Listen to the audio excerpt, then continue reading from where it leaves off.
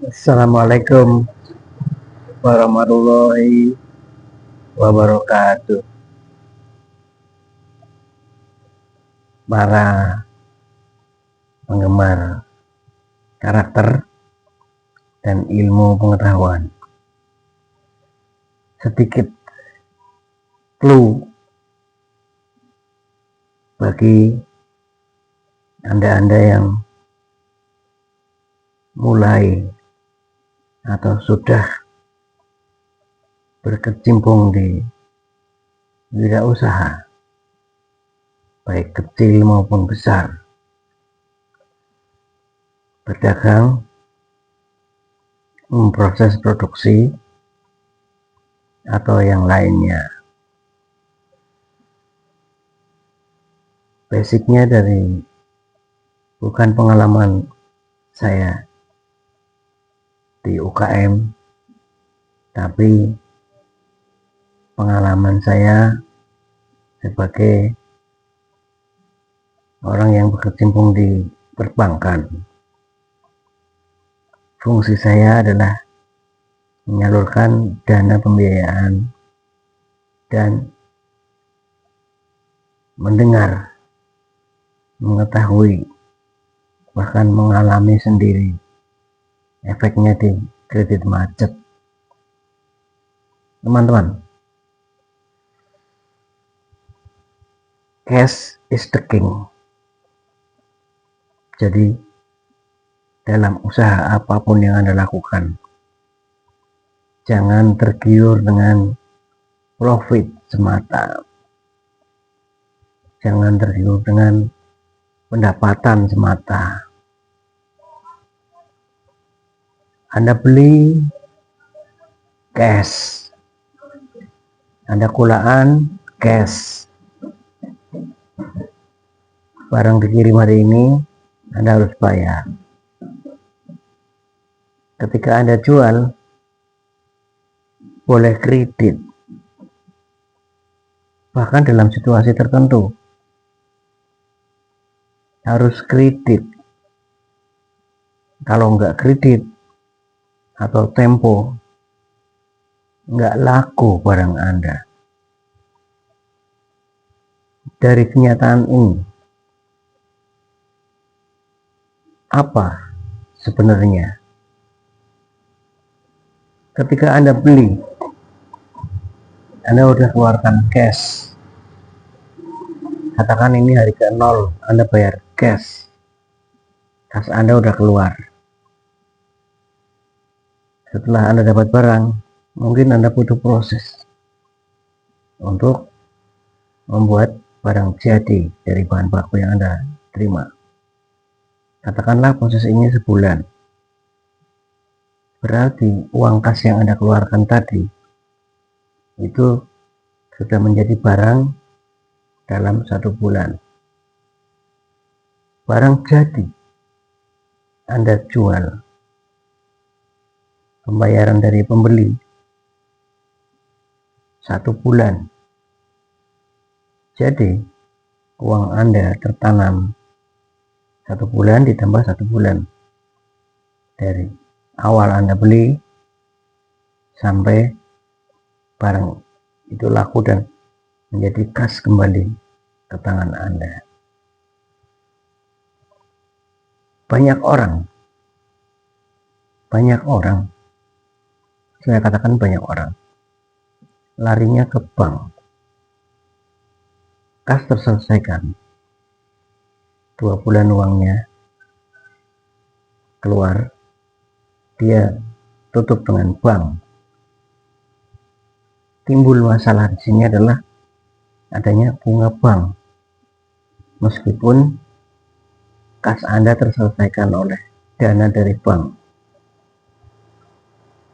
bunga bank menyebabkan keuntungan Anda habis. Jadi Anda seperti kerja bakti, dan ini berlangsung terus menerus sehingga Anda tidak pernah berpikir untuk merevisi alur kas Anda. Anda terbenam dengan kas masuk, dari bank dan Anda kembalikan kembali ke bank setelah Anda terima uang dari pembeli Anda. Teman-teman,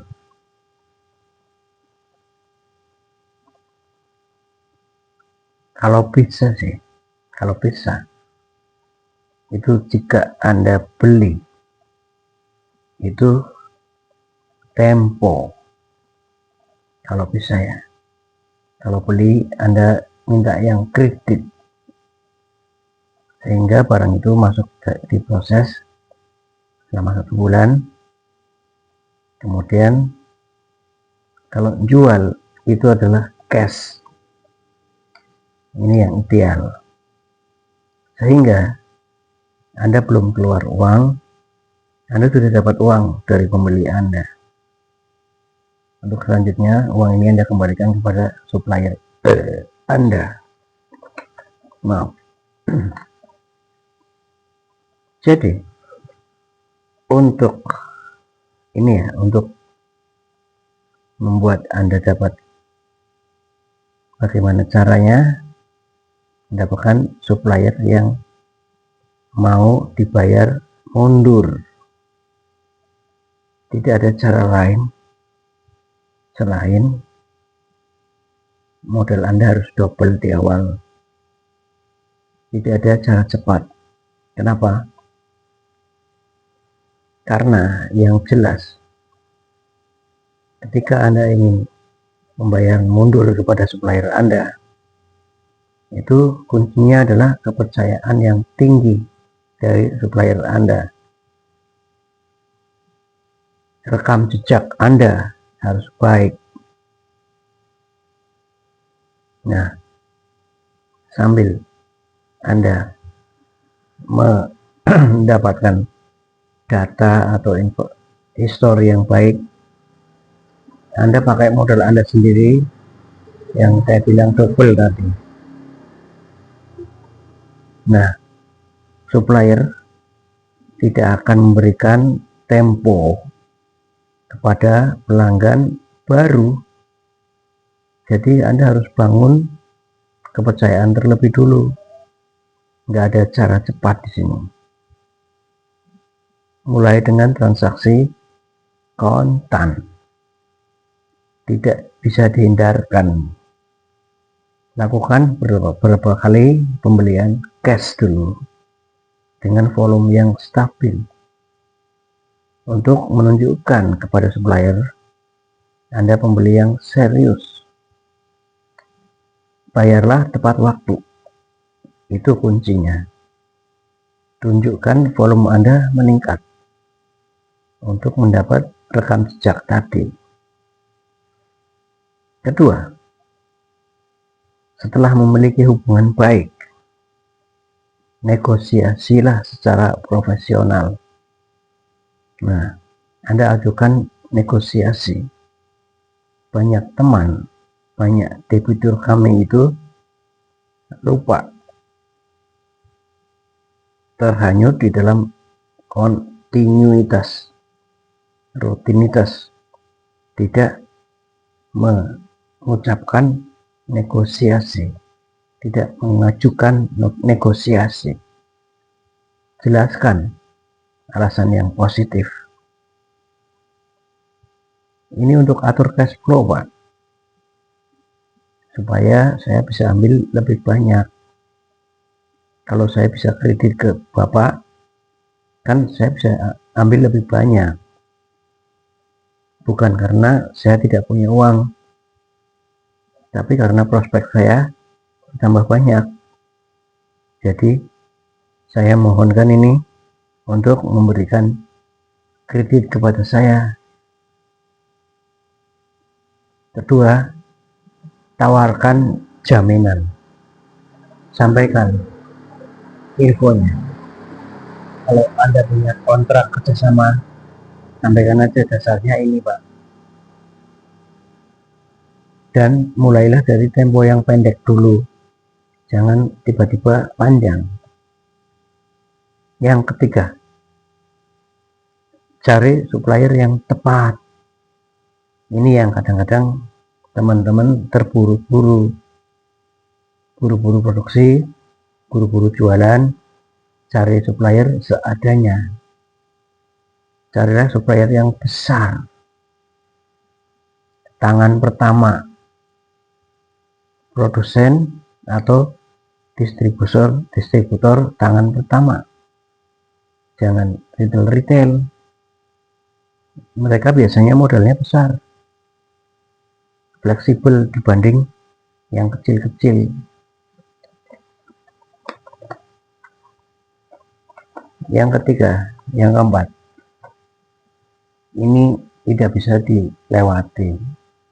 Jadi dokumen-dokumen yang diperlukan, legalitas untuk usaha Anda harus Anda penuhi, yaitu NPWP, NIB, SK domisili, surat keterangan domisili, serta rekening koran. Biasanya dibutuhkan yang 3 bulan sekali berturut-turut. Ini nggak bisa dihindari. Anda nggak bisa menghindari untuk menjadi wajib pajak, karena NPWP ini juga akan ditanyakan oleh supplier yang kompeten, yang kredibel. NIB dan SK domisili, penuhi aja. Ini syarat wajib soalnya. Nah, sekarang ini kan tadi dari sisi supplier. Sekarang kalau dari sisi buyer, pembeli-pembeli Anda, gimana caranya dapatkan pembeli yang bayar dengan cash? Cari pembeli, manfaatkan jaringan dan referensi. Cari kenalan-kenalan Anda, cari jaringan Anda. Tapi harus diingat, yang pertama adalah referensi itu ada batasnya. Orang memberikan referensi bukan menjamin ya, bukan. Jadi Anda tetap dapat nama-nama, tapi evaluasinya tetap di Anda. Yang menentukan yes or no itu Anda. Jangan mentang-mentang itu referensi dari teman, langsung Anda terima 100%. Tentukan juga profil pelanggan yang ideal buat Anda. Lebih baik ketemu yang ideal, susah di awal daripada mudah di awal, ruwet di belakang. Rata-rata teman-teman itu terburu-buru dapat pembeli, mudah di awal, tapi repot di belakang. Jadi bunga mawar yang semerbak mewangi itu pasti banyak saingan kita untuk tembus ke sana. Nah, susah di awal nggak apa-apa, tapi setelah kontrak, setelah beli, dia akan tenang biasanya, bayarnya akan lancar. Manfaatkan digital medsos untuk promosi produk Anda. Instagram, Facebook, YouTube untuk iklan produk-produk Anda. Jika Anda tidak menguasai IT, titipkan aja sama tenaga ahlinya. Dan tonjolkanlah keunggulan kualitas produk Anda, manfaatnya. Respon harus cepat ya. Ketika pembeli sudah mulai berdatangan, itu jangan sampai ada penundaan yang menyebabkan efek kurang baik bagi para pembeli. Demikianlah sekilas clue dari saya, bukan dari pelaku usaha, tapi karena saya melayani pinjaman untuk debitur-debitur yang mereka juga pengusaha. Terima kasih. Assalamualaikum warahmatullahi wabarakatuh.